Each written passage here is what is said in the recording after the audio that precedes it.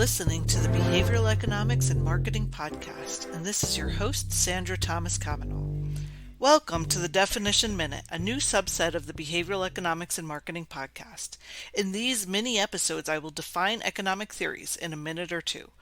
The topics will be review, introductory, or discrete in nature. In this episode, we are considering the endowment effect. Coined by Richard Thaler, the endowment effect is the feeling of owning something, where the idea of possession increases its worth, regardless of its objective market value, meaning that people will demand much more to give up an object than they would be willing to pay to acquire it. For example, an individual may have obtained a case of wine that was relatively modest in terms of price.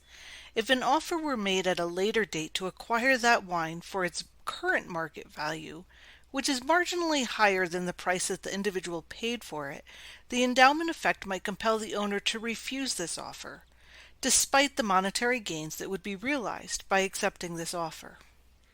So rather than taking payment for the wine, the owner may choose to wait for an offer that meets their expectation or drink it themselves. The actual ownership has resulted in the individual overvaluing the wine. Similar reactions driven by the endowment effect can influence the owners of collectible items, or even companies, who perceive their possession to be more important than any market valuation. Thank you for listening to Definition Minute, a subset of Behavioral Economics and Marketing Podcast. If you are enjoying this podcast, give me a shout out, like it, share it, follow it, and review it.